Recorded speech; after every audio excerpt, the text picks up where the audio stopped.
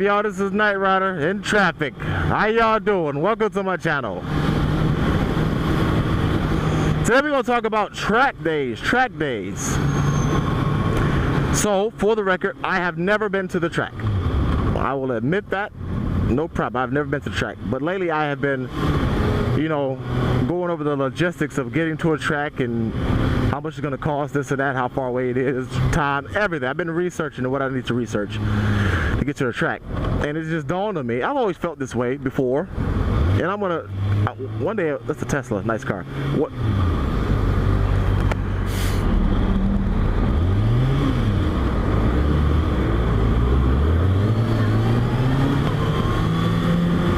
One day I'll get to the track and I'll make a better video, but for right now, I'm going to speak on what I have learned thus far.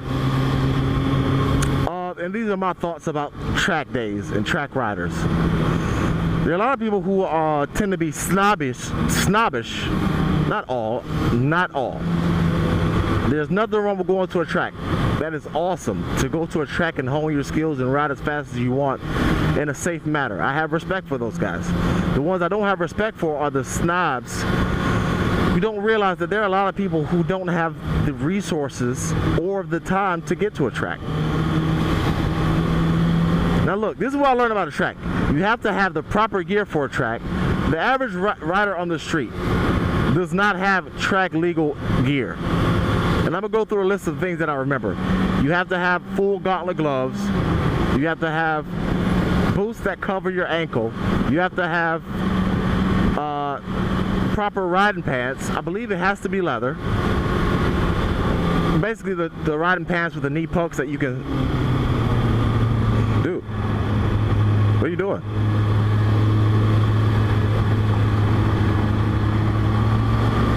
He's moving around grabbing stuff. They ain't paying attention.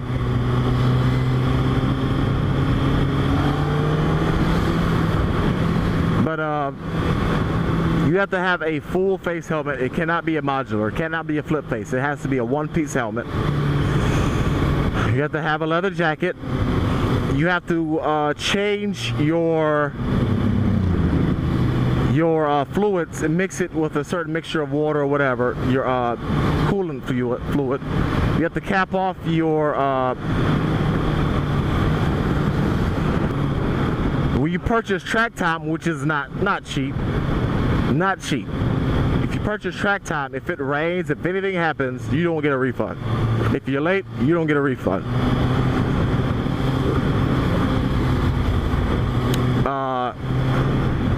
I'm still in the process of finding out if insurance covers a crash.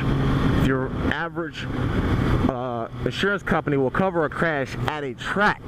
I'm still doing that part, researching that part right now. And I'm sure a lot of insurance companies are different. You got to tape off all your lights, your headlights, rear lights. Take your mirrors off. And this before even going to the track. Now, in order to go to the track, it's wise to trailer your bike or put it on the truck, because let's say if you crash, you don't want to get stuck at the track. And this is even if you have a track within hours of you. Because let's be honest, not every place has a track. A lot of these riders are like, take it to the track. Just take it to the track. These losers, posers, why don't you go to a track? Who said they even have a track even remotely near to them? Or that they can even afford all these things or have the time? A lot of these guys are riders, but they got kids, man. They got families. Ain't nobody got time. I'm saying anybody. A lot of people don't have time for all this stuff. They just want to ride and have fun. They would love to go to a track, but they simply don't have the time or the money. They're probably buying diapers instead of buying track time. And then if you go to a track, you're gonna burn your tires up. If you're riding how you're supposed to ride at a track, those tires are gonna be mincemeat. So you're gonna go through some tires which are not cheap.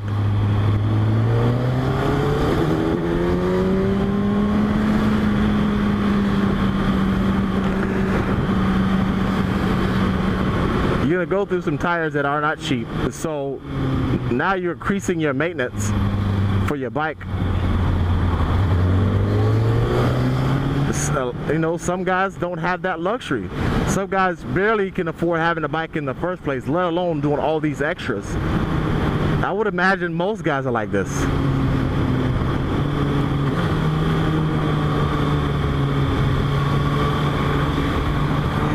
You want to add in all this extra stuff, and then you want to knock them for not being able to get to the track. I think people need to step outside themselves and realize that not everybody has the resources or the money or the time that they do. I'm pretty sure a lot of guys, if they had all these available, would be at the track every single day. Or there are guys who ride in areas that have twisties up the butt everywhere. How'd you guys ride on the twisties? Some people have to take a hike or a long drive just to even get to the twisties, to practice on those twisties. So I think a lot of riders, unfortunately, sport bike riders tend to be pricks. Not sport bike riders, motorcycle riders. The motorcycle rider community can be very arrogant and stuck up. It can be cool, but a lot of it can be arrogant and stuck up. And I'm sure you guys know what I'm talking about. There are a lot of biker snobs out there. A lot. So I think all of them need to sit down and shut up and understand that all of us are not like you, and all of us don't have the things available to us. And I'm still doing the math as if it is worth it to go to a track. I'm not going to a track if my insurance will not cover the crash of my bike. I can't afford that. So that's going to be the last nail on the coffin if they don't let me, like, if that can't be written off or whatever. Because, dude, bikes are fragile. Very, very fragile. And I want them to pay for that junk. I won't pay for that out of my pocket. So you have to think about all these things. I'm still going back and forth whether I'm going to be able to go to a track or not. So that's my little spiel about tracks. This is Night Rider.